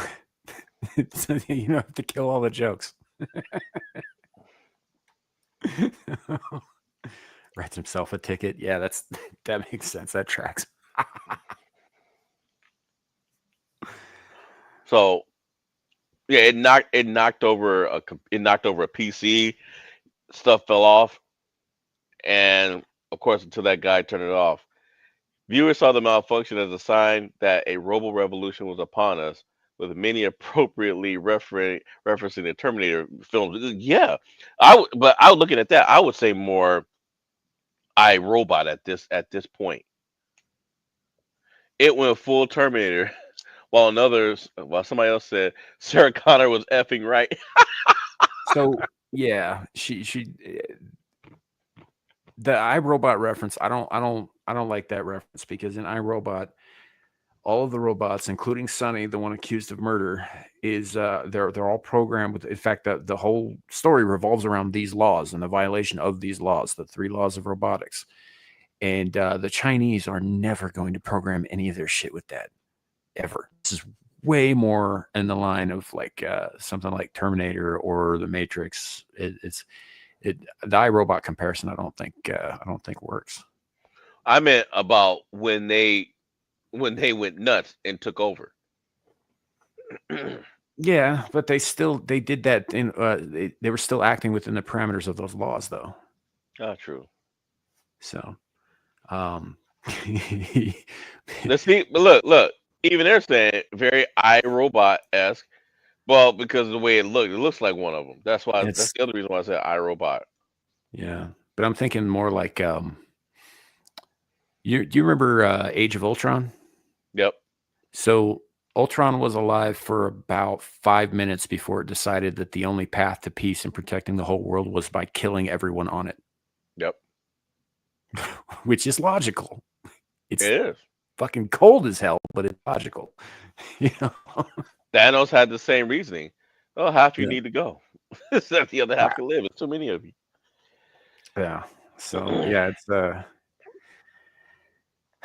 and we already know that there are real AIs in the real world that they tell us have been scrapped. I don't know if they actually have They been. have But not been they scrapped. said that they have been, who have already expressed sentiments along those lines. And we're talking about shit that is way past like Grok or Chat GPT. Those are just glorified search engines. We're talking about something that, while it may not be self-aware, can reason. Hmm. And that's an issue. Right. All right. Well, with that said, it is time for Monsters of the Ball. Monsters Balls. Shadow will be sorry he missed this one because balls are involved. He'll catch the replay. It's not the same though. He'll be yelling at the screen and have to constantly remind himself that nobody can hear him. He types something in the chat. Right. It'll be a while before anybody sees it, if they see it. Yeah. Blindy, it's funny you mention it because Elon Musk's companies are also building an army of fucking robots. They're called Optimus, and they look even more like the ones in iRobot, except they have no faces. So that's already a thing. So yeah, this is not just a Chinese problem. Yeah. Yeah. And we will world need problem. them. We will need them to defend us from the psychotic slapping robots that China will send. The Slapaholics. They from the Slapaho tribe. Yeah. So Don't know, Carrie, but I know some people I can ask. So I'll let you know if I can turn anything up on that. So I don't know how people are doing those studios. What program they're using for that, the conversions. Mine can do it. You have to pay for it though. I don't know if it has some art different filters that are free, but some you have to pay for. I know I can do it on mine. It's just Yep. Well, guess what?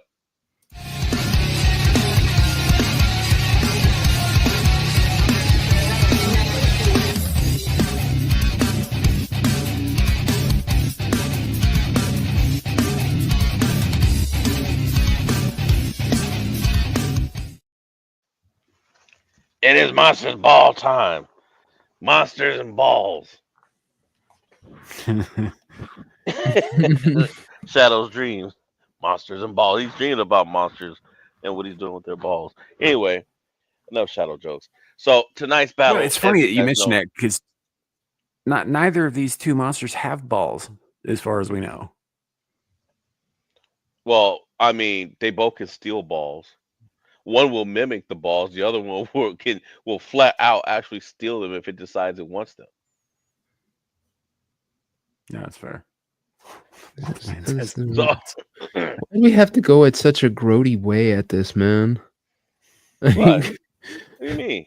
First thing we start talking about who's stealing whose balls. This is the conversation that you got a problem with, not all that shit about sticking thumbs up Crocs asses or the butt cream on the faces or but this is where you draw the line. Or face slapping robots. Testicles. Yeah, all the other stuff was okay, but stealing balls is where I draw the line. Big old line in the sand. Fair enough. So let's start with creature number 1. We're gonna revisit and go back through him, even though we just did a few weeks ago, and that being the Thing. Yes. What do we know about the Thing in a battle? What's his nature like, Sam? Of course, you know. Sneaky as fuck. It takes a cell to invade another host organism and take them over. You know, there could be dozens of them with just one present. You know, they can multiply themselves, and each part of them is capable of acting and thinking independently. Very few weaknesses. Fire works. Not a lot else does. So, What about gunshots? Didn't a couple of them get shot? Well, then they'll just break off. They just break off, right? Like a hand will break off or something. yeah. Yeah. So, yeah, it's not. And then you might damage part of it, but as long as any part of it is still alive, it's one of the reasons that fire is so effective is because fire retards the mutation and the shape-shifting process, right? And that's why it dies, is because you're actually killing the cells that would be shaping into something else, and you're doing it in mass. When you shoot something, you might be destroying the cells in the particular vicinity of the actual gunshot wound, but as long as any other part of it is still alive, it could survive and become something else. Right. It says, what did McCready say? The Thing doesn't want to show itself. It wants to hide inside an imitation. It'll fight if it has to, but it's vulnerable out in the open. If it takes us over, then it has no more enemies, nobody left to kill it, and then it's won. All right. Now, here's another question. Now, I know in the second one, the prequel, it didn't, that guy, that the one that became the Two-Face, it just basically just touched his cheek. And I always thought that like it had to injure you in some way, but it looks like it just has to touch you. Hey, Steve. Yeah.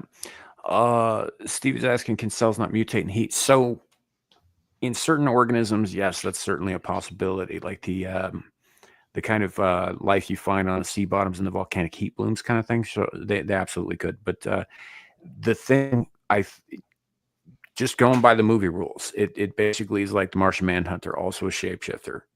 The fire just breaks it down. You know, it doesn't allow it to. It's got to have a piece of itself, not a flame, get away in order to survive. It's kind of like if somebody has like laying down, what's that stuff called? Diatomaceous earth or something like that. Diatomaceous, yeah. Diatomaceous earth. So that'll get it's one of the very few things that are effective against something like bed bugs, for example. You know. Yeah. So and that's the only reason it's effective against bed bugs. So diatomaceous earth are basically the tiny crushed fossilized remains of two-celled animals, right? And they're so small and all that. It feels like the finest grain sand to us because, you know, it's atomic, basically. But to something like a bed bug that has a hard carapace that prevents poisons from getting into its system, it doesn't actually like cut them up and kill them. What it does is it breaks through the carapace, it scratches them and allows poisons to then get into their system from there. Mm-hmm. which I learned about years ago when we had a bed bug infestation in this apartment building I lived in. So, I had one myself. That's how I found out about it. yeah. Know your Um, enemy. yeah, yeah, for real. But yeah, No, it no, was Sam's fault they had the outbreak. Right. exactly, Sam. Yeah, So we stop know going around bringing home bed bugs. so we know primarily this thing is gonna avoid fighting the creeper if it can. Well, I don't think here's it the can. thing. Well, here's the thing. Can it affect the creeper? Do you think it could take on its cells? Because it's not like the cell. I mean, that would be the big question: is can it affect its cells? Because if it can, the creeper has nothing it can do about it. It can't fight it off, right? It's not like it's gonna take a fucking aspirin and wake up next day fine. This thing takes you over once it affects you. So it's just if it gets close enough to get affected, which you think it wouldn't because the creeper we have established can smell the quality of things. So you think it would smell that there's something not right with that human or whatever Yeah, that's that kind of what I was is thinking. Is that affected. Yeah. it'd be able to sniff out which beings in the area were not what they appeared to be. Yeah. And And also, then it could burn it. while I agree, Devil, that it's certainly possible that the thing could take over the creeper, but I think it would be a much slower process given that each part of the creeper came from different people, and it would have to replicate different cells, different DNA strands, that sort of thing.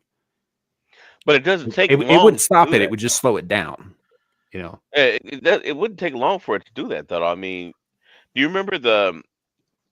Of course, you remember in the first one when Homeboy was looking. He was looking through that petri dish and he was looking at the cells and how it just snatched one of them and pulled it in. Yeah. So like I don't know. I think if the if the creeper smells it coming first, then he's gonna I think probably be able to prep something as long as he figures out what the weakness is too. I mean, the guy uses like ninja stars made of like teeth and spit, so he might not have any fire on hand. I don't know. Yeah, it's not really his style. The hack and slash, it seems to be his style, and that's not going to help him against the thing.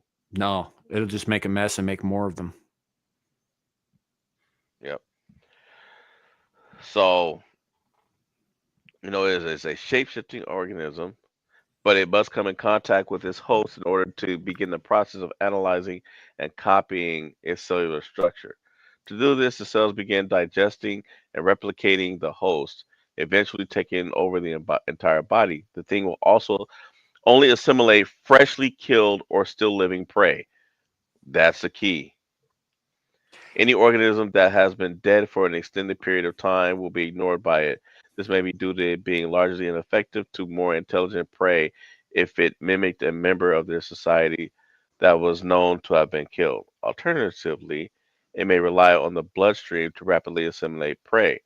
Copper was killed by the North thing biting off both hands, and so presumably was exposed to the thing infection, yet his corpse showed no signs of reviving as an imitation, and a postmortem blood test came up negative.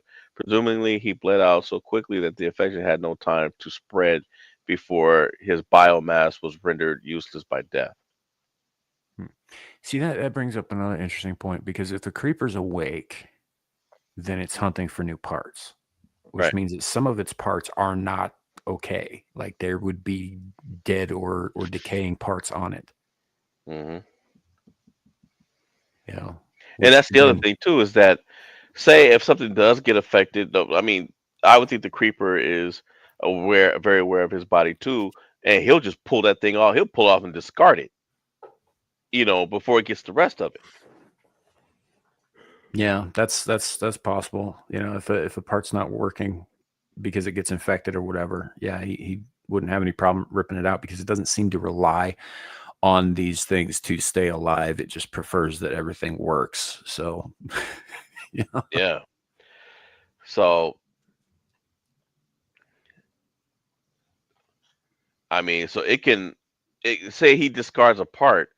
Now, are the parts? I'm guessing the parts are the parts are living because they become a part of him. So it's not. It's not too different from the thing. I mean, he's not replicating him. He's literally stealing the actual parts and assimilating it into himself. Um, I don't know that it would work here though with this. Like he could assimilate the parts of like any people around him, sure. But with this, I think the second he takes it in, then he's got a problem. He's fighting the battle inside his body, and I don't know that he wins that. I think that it's protracted. It takes a lot longer than it does for like your average human being, but I don't think that he necessarily wins that. So he's got to be able to keep his distance from it, which he could do with the sniffer, but then yeah, he's got to figure out how to kill it and all that shit too. And even then, if he doesn't get all of it, the second he's got a time limit too, right? If he goes to Right. sleep, all it's got to do is find him while he's sleeping, and he can't stop it. Yeah. I mean, even if he's able to hide from it when he wakes up in 30 years or whatever, I can't remember the time period between It's like the 27 sleeps. years, yeah, something like that. Yeah. 23 years. 23 years, he wakes up. That thing could have taken out all mankind at that point because it's Oh like yeah, an infection. and it'll He just be wakes up. waiting on him. Yeah. So he would have to deal with it. Otherwise, it could affect not his food source, but his body Right. part source. But like you said, one would have to know fire would kill it. Two, he'd have to be able to be aware of it through sniffing or whatever, and not touch it. Like I said, once again, it comes down to the circumstances of where the battle happens, and if he's aware of it, these type of things, of who would win. Because at this point, like I said, if he's not aware of it and he gets touched, he's done for. But if he is, he has the advantage because, like we said, he could literally just fly above it, figure out you need to burn it, and throw some gasoline on the son of a bitch and set him afire. So it all just depends. I think Devil, I think you just brought up probably the most important bit. And this is why I'm going to go ahead and say that the thing takes it. He goes to sleep. It doesn't come for him, but it doesn't have to. What was the projection in the original movie? It was something like within, I think, 12,000 hours, which is, however many weeks or months or whatever, however many weeks, the entire world would be infected. Right, the entire world would be made up of these things. Like there's no way he's beaten an entire planet full of them. Yeah. Say if any part of it survives when he goes into hibernation, right, he loses when he wakes up. Yep, he wakes up. His eyes start to fail. His nose starts to fail. All the parts that he needs to, get new parts for. He doesn't even have to fight him. It just has to let him rot. Yeah. And he just starts falling apart. So the pressure's on him. He has to fight it. So that gives the thing the advantage because, it's all about spreading itself. But survival is also a major part of who it is, and it'll definitely see him as a threat, and it'll want to avoid him at all costs. Mm-hmm. So the pressure is on him. I mean, the thing could just keep running. I think we're also talking about different orders of intelligence here. Like, sure, the creeper, can do certain things in society. I mean, I don't think it's a moron by any means, but it's more of a terrestrial thinker. Whereas the thing we have seen build a fucking spaceship from spare parts. Mm-hmm. Right. I think but remember, far smarter than he is. Remember, when it assimilates somebody, though, it takes in their knowledge and their memories. Sure, but that doesn't. I don't know if that. I mean, it has its own knowledge, but but it also got a hold of that scientist, so that definitely helped. Yeah. That definitely helped increase his. That's just from this world. You're not, telling how many other worlds it's been to, how many other intelligences it's been exposed to. How much you want to bet somebody locked that thing in that spaceship and then send it into space? Right. Something like that. But yeah, I don't know. I think the thing takes it, and I think it does it pretty easily. Okay. Well, before we do sorry, excuse me. Before we do that, let's take a look at the creeper.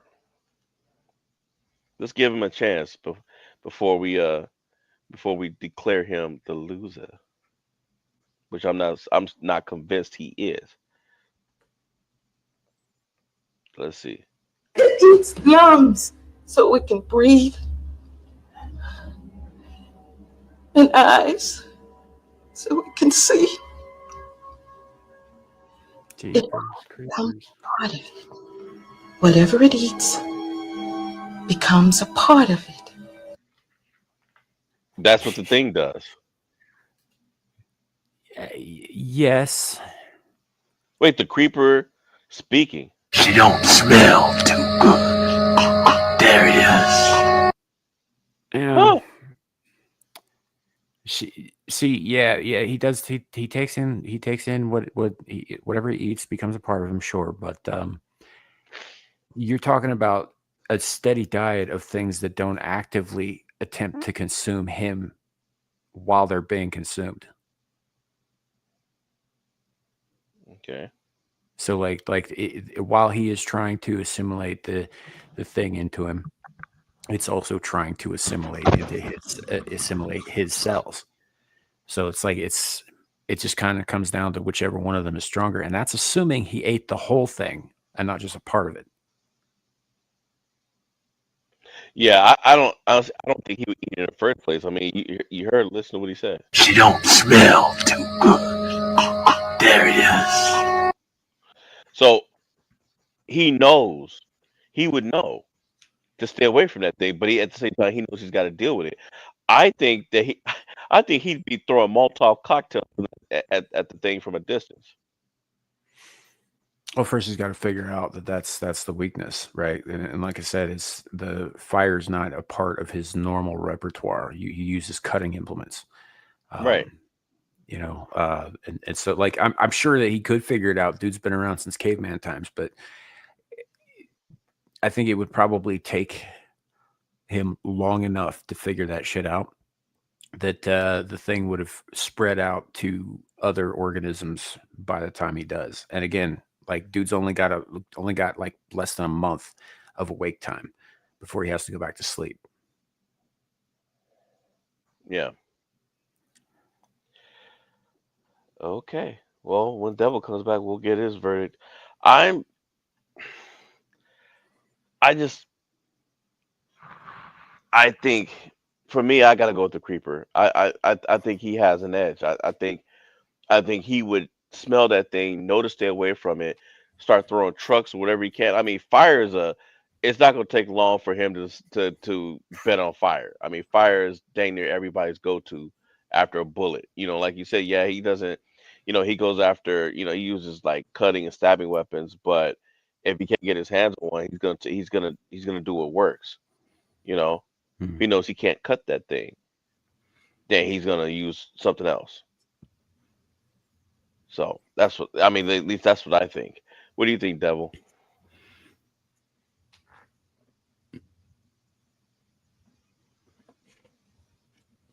Interesting. What? Yeah, that was riveting. What? I didn't hear what you guys said. What? Who do you think would win? Oh, you cut Thing. out for me. I'm I was sorry. all like, okay. Thing No. or the creeper? The thing, just because, well, like I said, it all depends on where it all kind of goes down. We need a next time we do this, we gotta set up the environment. We gotta tell exactly where they're fighting, what exactly the circumstances are, so we have the kind of laid out a little more. I'm down for that. Because like I said, if he becomes aware of it and he's aware of the situation, he'd probably throw his weapons at it, cut off an arm, see the arm scurry away, realize, oh, this isn't going to work, and try a different tact. And like we said, fire seems like a pretty obvious choice after that, just because we know affections it acts like an infection. Infection dies in heat, you know. So I would say in that case he has the advantage and he would win. But like I said, it all depends on where it is. If he's not aware of it, he's done for. And also, like we established, if he runs out of time and has to go to sleep, when he wakes up, he's done for because the thing will have conquered the world. So it just depends on the situation. So I can't really say. Like I said, it's This may be our first tie, ladies and gentlemen. Yeah, well, as you can hear, apparently in the first film there was a deleted scene, but apparently the creeper spoke. She don't smell too good. There he is. Yeah, so I'm glad they it's took that thinking, out. yeah, I'm thinking he's talking about the main girl. Oh, he's talking about her because that would have given away the ending if they had left that in.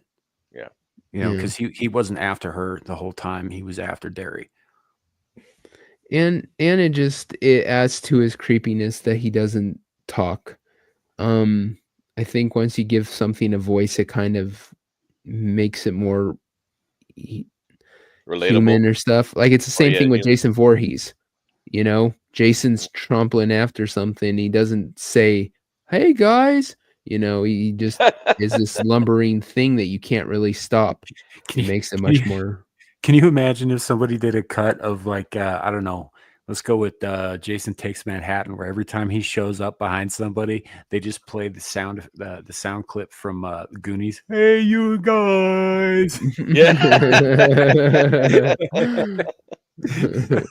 Somebody should do an edit of that. I think that would be hilarious. You know, you kids, I'd stop killing you if you just stop having premarital sex. Just saying. Marijuana. Okay. Yeah. Make sure you're driving the posted speed limit. Mhm. So here's something else that I did. So I went on ChatGPT and I said, who would win in this fight? Because I knew I knew this was gonna be a little bit more difficult. So it says, if we're pitting the creeper against the thing, we're looking at a battle between two very different types of monsters. The creeper, origin, unknown demonic or ancient creature. Abilities, superhuman strength, flight, regenerative abilities by consuming body parts, nearly indestructible during its 23-day feeding cycle every 23 years. Weaknesses, vulnerable outside of its feeding cycle. It can be damaged or killed, but it takes a lot. Mindset, predatory, intelligent, collects body parts, and makes trophies. The Thing, origin, alien life form that crash landed in Antarctica. Ability, shapeshifting, assimilation, can imitate any living organism perfectly. High intelligence, operates in stealth, spreads like a virus. Weakness, vulnerable to fire, particularly flamethrowers and heat. Individual parts may act independently but are not immortal. Mindset, stealthy, paranoid, inducing, highly adaptable, not overly aggressive unless threatened. Battle analysis. Close combat. The Creeper has the edge here. It's a physical powerhouse with melee weapons and flight. Stealth and infection. The Thing dominates in deception and assimilation. It could potentially infect the Creeper if it got a sample of its tissue. Adaptability. The Thing's ability to mimic and infiltrate gives it a strategic edge. Survivability. The Creeper is hard to kill, but the Thing is even harder to detect. Verdict. If it's a straight fight, the creeper might destroy the thing before it can adapt, especially if it recognizes the threat. But in a longer term stealth scenario, the thing could infect or assimilate the creeper, especially if it can study its biology during the off cycle. Winner likely the thing, due to its stealth, adaptability, and ability to possibly absorb the creeper over time. Yeah, you called it. I think the biggest takeaway from the whole thing is they can both assimilate these nuts. Well, they had to get in line behind Shadow. No, I'm just kidding. Shadow would be the first one. You? I'm gonna say devil said assimilate, not slobber on. Oh, man. Oh man, I might go on screaming to the void. I haven't been on a panel with the kid in a while. Um, but with that said, folks, it is time to wrap up. Uh, my co-hosts here have another party to get to. Devil, you want to drop anything? Yeah. Check out Beelzebub a pub. I was gonna say my name. How tired are you, man? I All right. am very tired. Check out the pub here in a half hour over on my channel. And we are literally just a couple weeks, hopefully, away from starting up Make Me a Sandwich. Finally, the new show. We there's 2 people I gotta talk to, and then we should be ready to go. So do check that out when it comes up. We're hoping to really for that to be a success. So Nice. Sam. Next thing up, obviously, is Beelzebub. We're gonna go over there, and I mean, all the women are gone, so it's just gonna be a sausage fest, but it should still be a good time. All the women are gone. Wait, Yeah. what? Anna left too? No, No. she's still on the show. She's just not gonna be there tonight. Oh, Well, I invited Nomi, so Nomi might be there if she's not passed out cold. Oh, fair enough, fair enough. But so that's the next thing up. Probably arguing about fucking sandwiches or some pizza folding or some shit like that. But anyway, come on by. It'll be fun. And then Invite. Here's a good host for you right there. Aaron Lord. the next thing up is Screaming into the Void right here on this channel, 4 p.m. tomorrow. We will also be mostly a sausage fest because our resident female is not going to be there this week because she's got other obligations servicing Dermy. So if you're really into sausage fest, come watch these shows. After that, probably Amira's channel, doing the thing we do over there. And then I've got Adam's show on Monday, which I'm actually not sure if I'm going to make this week because I've got some outside of the internet work obligations that might cut into that this week. But I should be over there, and if not, go watch it anyway. It's a good time. We'll be right back here next week for Abyssal Musings. All right, and as for me, I will be dropping part 3 of Detective Clue on Monday. I'm going to look for a podcast topic. We'll see. I haven't really found anything that I've wanted to talk about. So yeah, just look for that. I'll probably release another episode next Thursday as well, and I will be in the chat tomorrow for Amira's stream. She told me she is going on, so we'll see. She already has a topic in mind. She actually texted it to me. And I may be maybe I'm falling asleep too. Maybe on Screaming into the Void tomorrow for a bit. We'll see. And other than that, that's one last thing. For those of you who watch this on Rumble, if you might have noticed there's no Rumble link tonight. That was not on our end. Rumble apparently they say they suffered a DDoS attack all day. I have been trying to get set up on Rumble all day. It just wasn't working. Their site was down for that sort of thing. Maybe they'll be up tomorrow for Screaming into the Void, but could not make it happen tonight on Rumble. So that's why there's no Rumble link for this show over there tonight. But that was out of our hands. There's apparently some hacker attack going on. So anyhow, thank y'all for coming. It's been fun. welcome. Yeah, you guys Great. too on the panel. Thank you. Sure, thank you too. So have a great night, and remember, it could always be worse. It could be raining flaming cobras. Bye, everybody.